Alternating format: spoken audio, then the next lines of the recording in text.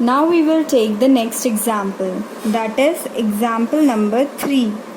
Okay, so let's say एक company है जिसके शेयर्स हैं 10 रुपए के.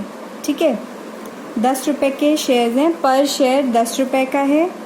और ये हो गया 3 रुपए एप्लीकेशन पे, 3 रुपीज़ अलॉटमेंट पे, 2 रुपीज़ हो गया हमारा फर्स्ट कॉल, और ये हो गया हमारा final call, second and final call जिसे हम कहते हैं. और कंपनी ने इसमें 20 रुपीज़ का प्रीमियम जोड़ा हुआ है. अब ये 20 रुपीज़ किस हिसाब से ले रहे हैं, चलिए देखते हैं. प्लस 5 रुपीज़ एप्लीकेशन मनी, और 10 रुपीज़ अलॉटमेंट मनी के टाइम पे. फिर उसके बाद इसमें कुछ नहीं लिया. फिर उसके बाद फाइनल कॉल पे लिया 5 रुपीज़. ठीक है, अब कैसे करेंगे. अब जो है आपको और इन्फॉर्मेशन दिया हुआ है कि एक आदमी है जिसके पास है 1000 के शेयर्स. ओके, इन्होंने क्या किया, इन्होंने एप्लीकेशन मनी दिया, अलॉटमेंट मनी नहीं दिया, और फर्स्ट कॉल भी नहीं दिया. और फिर कंपनी ने इनके शेयर को फोरफीट कर दिया फर्स्ट कॉल के बाद ही. फोरफीटेड, फर्स्ट कॉल मांगा, नहीं दिया इन्होंने, तो कंपनी परेशान होकर इनके शेयर्स छीन लिया. अभी इन्होंने सेकंड कॉल नहीं मांगा था, कंपनी ने सेकंड कॉल नहीं मांगा. ठीक है, उसी से पहले ही इन्होंने फोरफीट कर दिया. फिर अब इसी में एक और आदमी भी है. ऐसा थोड़ी होता है कि हर बार एक ही बदमाश आदमी निकले.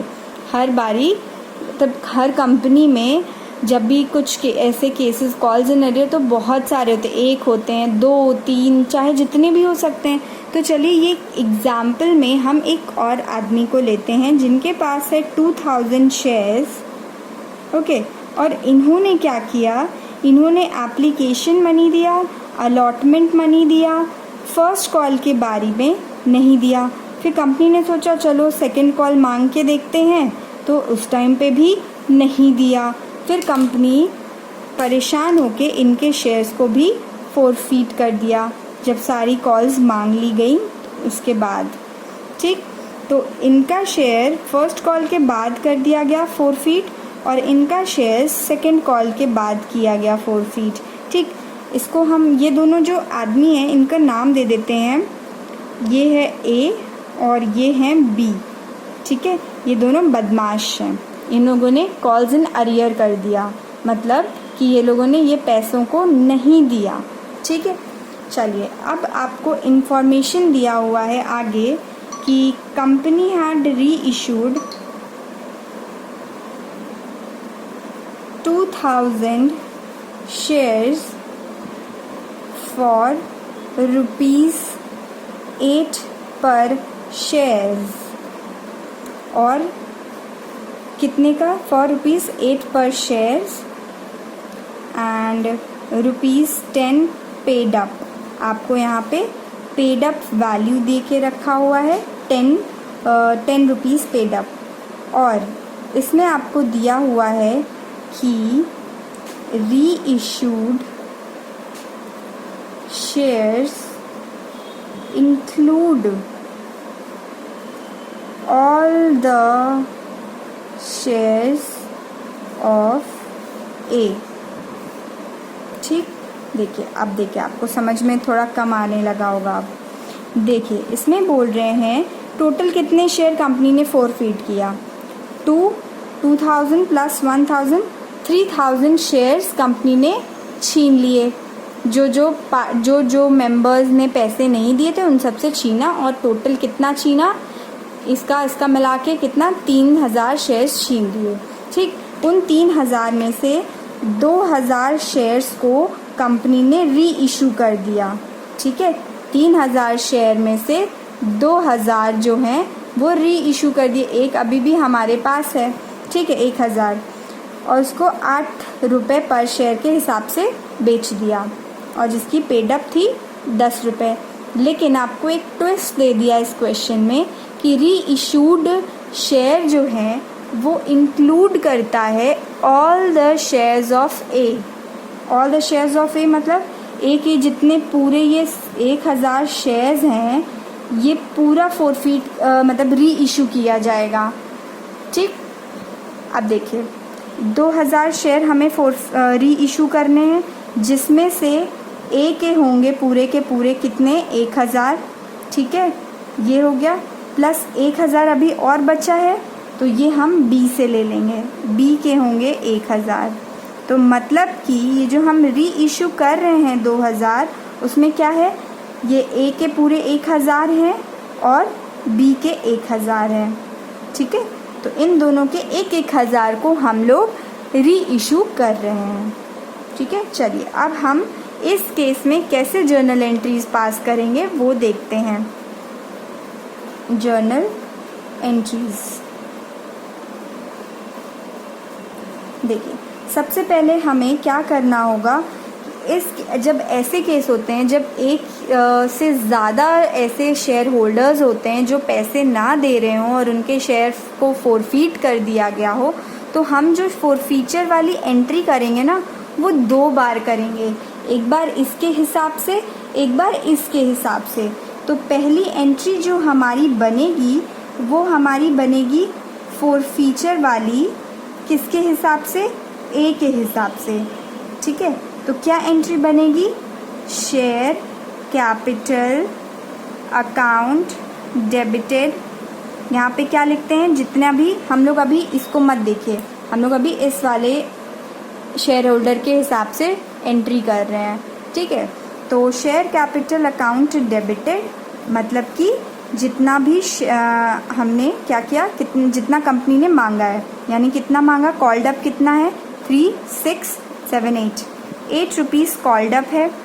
ठीक, कॉल्ड अप मनी कितना है 8 रुपीज़, ये यहाँ से लेके यहाँ तक, इसके बाद तो मांगा ही नहीं, तो 8 rupees into 1000 is equals to 8000। ठीक है, अब प्रीमियम चिपका हुआ है, जो अमाउंट नहीं दिया उसमें प्रीमियम है, तो securities premium reserve account debited कितने हैं जो नहीं मिले हैं प्रीमियम, 10 रुपये, 10 इंटू 1000 इज इक्वल्स टू 10,000 रुपये। ठीक, फिर उसके बाद हम क्या लिखते हैं, टू शेयर फोरफीचर अकाउंट, यहाँ पे वो अमाउंट लिखते हैं जो ऑलरेडी हमें मिल चुका है। ठीक है, और उसमें हम क्या लिखते हैं, ये वाला अमाउंट जो हमें ऑलरेडी मिल चुका है, बट हम उसमें ये नहीं देखेंगे प्रीमियम, यानी कि 3 रुपीज़, 3 इंटू 10,000 यानी कि 3000 रुपीज़, और हम यहाँ पे इस पे पॉइंट नंबर 1 लगा देंगे, शेयर फोरफीचर अकाउंट। फिर उसके बाद टू शेयर अलॉटमेंट मनी, इन्होंने ये इंस्टॉलमेंट नहीं दिया था, ये ए जो मिस्टर ए है, इन्होंने अलॉटमेंट मनी नहीं दिया, तो अलॉटमेंट मनी टोटल कितना था, 10 + 3 कितना 13, 13 इंटू 1000 ये हो जाएगा हमारा 13,000 रुपीज़। फिर टू शेयर फर्स्ट कॉल भी नहीं दिया इन्होंने, तो फर्स्ट कॉल कितना, सिर्फ 2 rupees, 2 into 1000 is equals to 2000 rupees.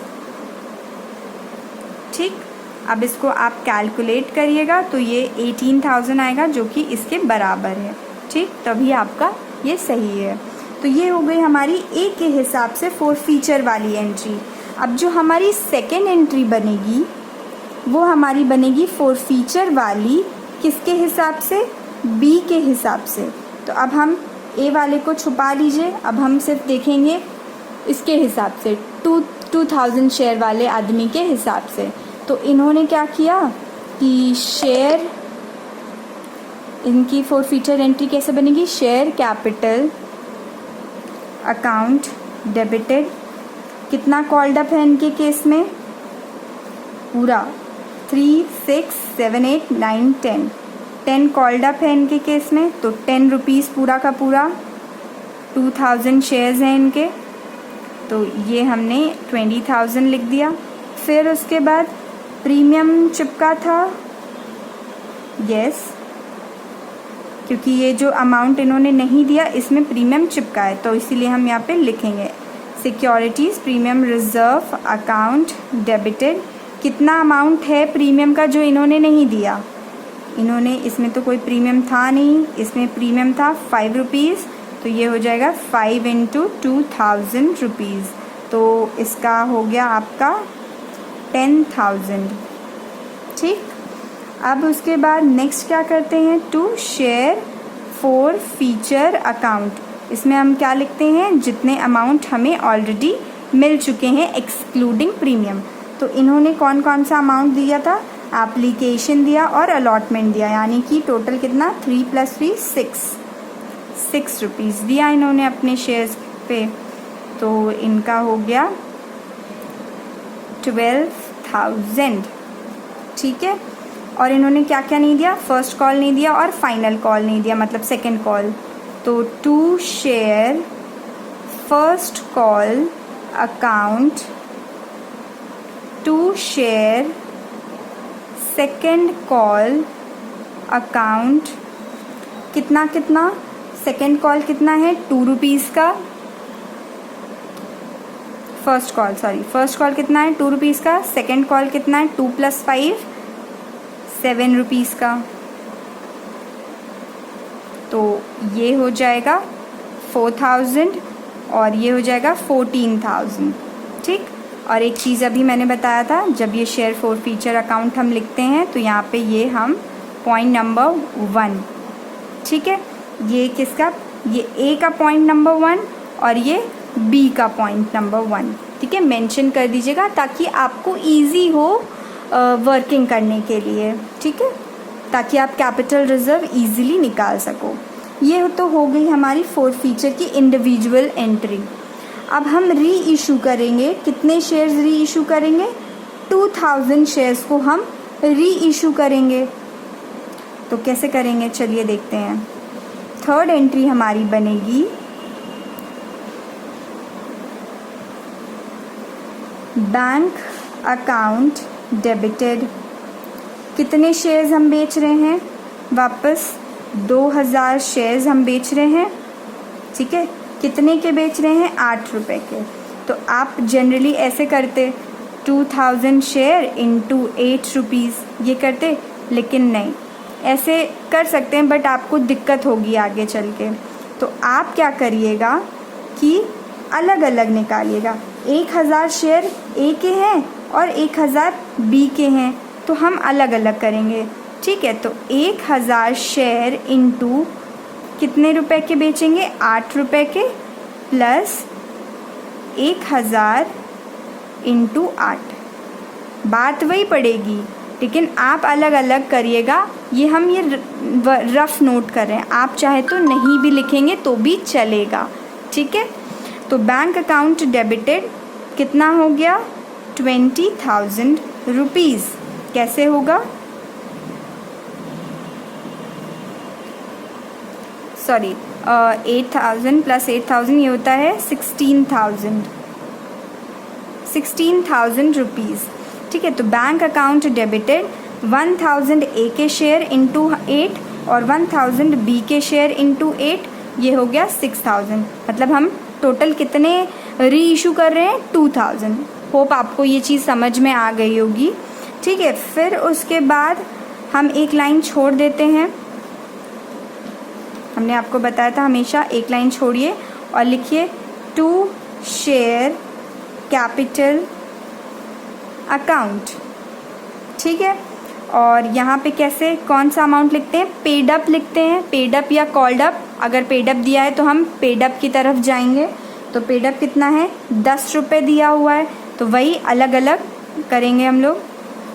1,000 into 10 plus 1,000 into 10। ठीक है, ये रफ वर्क है मेरा। तो ये आ जाएगा 1,000 यानी कि 10,000 प्लस 10,000 कितना होता है, 20,000 रुपये।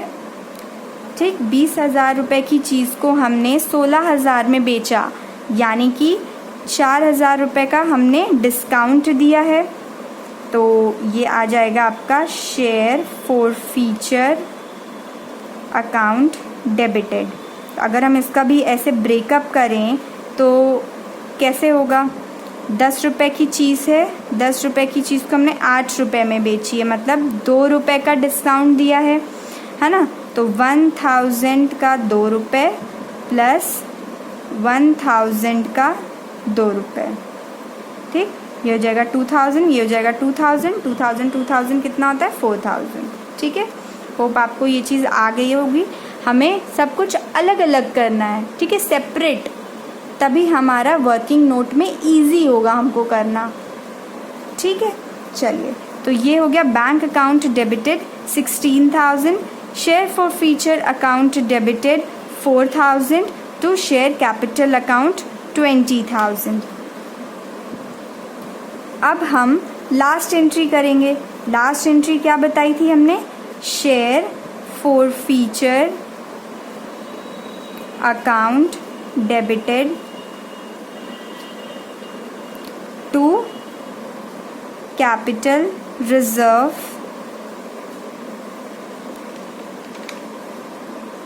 अकाउंट, ठीक है। तो ये एंट्री हमने बताई थी, और जो यहाँ पे हम अमाउंट लिखते हैं वो हमें वर्किंग नोट के थ्रू निकालनी पड़ती है। तो चलिए हम वर्किंग नोट देखते हैं क्या होगा। हम पहले ए का 1 वाला पॉइंट को लिखेंगे into number of reissued share reissue upon number of share forfeiture, ठीक है, ये हो गया।